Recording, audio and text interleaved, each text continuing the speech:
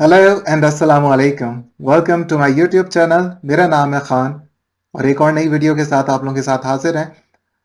आज की वीडियो, जैसा कि हर किसी को एक टेंशन होती है कि हम जर्मनी जा रहे हैं और वहाँ की क्या एक्सपेंसेस होंगे, तो आज की वीडियो भी जो है वो आप लोगों के हवाले से है कि किस तरह आप अपने एक्सपेंसेस को जो है ऑन एवरेज कैलकुलेट कर सकते हैं। तो स्टार्ट करते हैं आज की वीडियो को।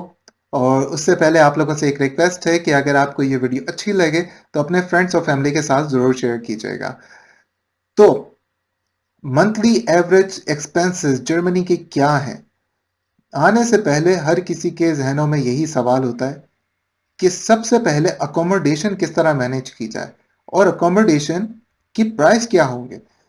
तो वो स्टूडेंट्स जो कि आ रहे हैं जर्मनी, पाकिस्तान, इंडिया, बांग्लादेश या यूएई कहीं से भी, वो अपनी अकोमोडेशन तलाश कीजिए एज अ स्टूडेंट अपनी यूनिवर्सिटीज़ के पोर्टल में या फिर उसी सिटी के जो है वो अकोमोडेशन जो कि गवर्नमेंट ने प्रोवाइड की है, वहाँ पे आप अप्लाई कर सकते हैं। वो आपको ज़्यादा चीप पड़ती है।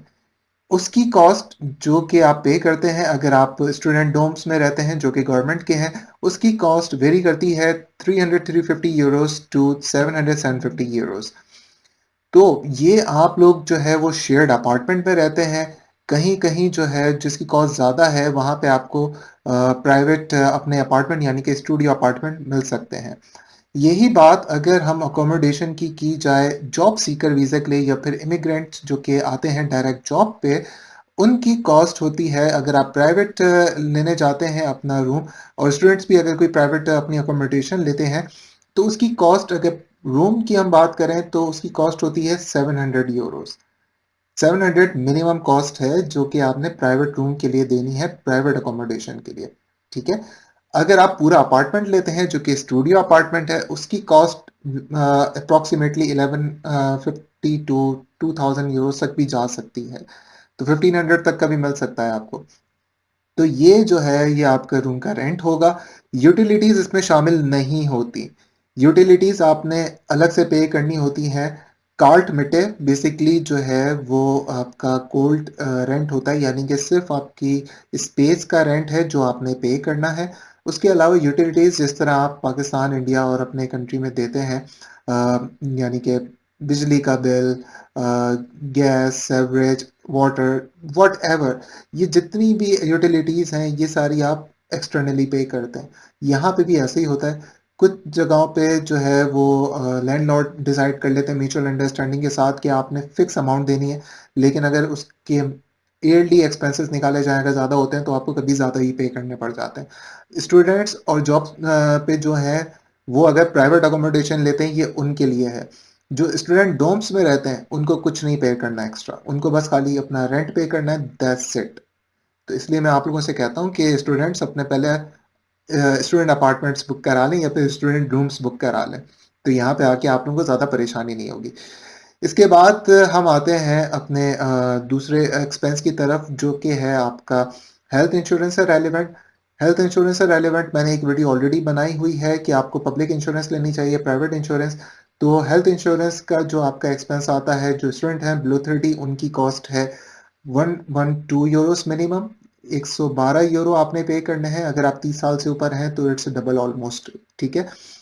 प्राइवेट इंश्योरेंस का मैं आपको बता चुका हूँ जो कि 35-40 यूरो से स्टार्ट होती है। अगर एज ज़्यादा है तो ज़्यादा भी हो सकती है, और उसमें डिफरेंट जो है पैकेजेस भी हैं। फिर इसके बाद हम बात करते हैं ग्रोसरी की। ग्रोसरी का कितना खर्चा आ सकता है? ग्रोसरी का जो खर्चा है वो मिनिमम जो है मैं समझता हूँ 160-170 यूरोस टू 250 यूरोस तक है। डिपेंड करता है कि आप कितना जो है कंज्यूम कर रहे हैं। अगर आप फैमिली के साथ हैं तो आप 50 यूरोस एक्स्ट्रा आप लगा लीजिए, 50-60 यूरोस एक्स्ट्रा लगता है, इससे ज़्यादा नहीं लगता। अगर ज़्यादा अच्छे खाते पीते घराने के हैं तो ज़्यादा भी लग सकता है। अब डिपेंड करता है कि आप बाहर का कितना खा रहे हैं। ऐसा नहीं कि रोज़ाना जो है आपने पिज़्ज़ा ऑर्डर कर लिया, पास्ता ऑर्डर कर लिया, तो उसको मैं बिल्कुल भी जो है वो कैलकुलेट नहीं कर रहा। ये वो हैं ग्रोसरी आइटम्स जो आप अपने घर पे खुद बनाते हैं, खुद अपने लिए मैनेज करते हैं। ग्रोसरी हो गई आपकी ऑलमोस्ट 250 यूरोज़ ऑन एवरेज लगा लें। ठीक है। फिर उसके बाद हम बात करते हैं यहाँ पे इंटरनेट कितने का है। इंटरनेट टेलीकॉम एक सर्विस है जो कि आजकल जो है वो सर्विस प्रोवाइड कर रही है। 8 मंथ्स के लिए फ्री इंटरनेट दे रहे हैं, फिर उसके बाद मेरे ख्याल से 30 टू 35 यूरोस आपने मंथली देना है। ये जो प्राइवेट रूम पे रहेंगे या प्राइवेटली अपार्टमेंट्स लेते हैं, ये उन लोगों के लिए, स्टूडेंट्स के लिए कुछ नहीं है। स्टूडेंट्स को कुछ नहीं देना, सारी चीज़ें उसमें इंक्लूड होती हैं। बस अपना राउटर लेकर आइएगा। कभी कभी राउटर मिल जाता है आपके रूम में, कभी कभी नहीं मिलता, तो कोशिश करें अपना राउटर बस खाली लेके आए, तो आपको केबल भी मिल जाती है या फिर पोर्ट मिली होती है। तो बस खाली एक राउटर का सेट जो है आप लेकर आ जाइए, इंटरनेट कनेक्ट कीजिए और एंजॉय करें। फिर इसके बाद आ जाती है बात आपके रेडियो टैक्स की। रेडियो टैक्स आपको देना है 1850, यानी कि 18 यूरो 50 सेंट्स आपने पर मंथ पे करना है। रेडियो सुने ना सुने, टीवी देखें ना देखें, आपको वो पैसे देने हैं।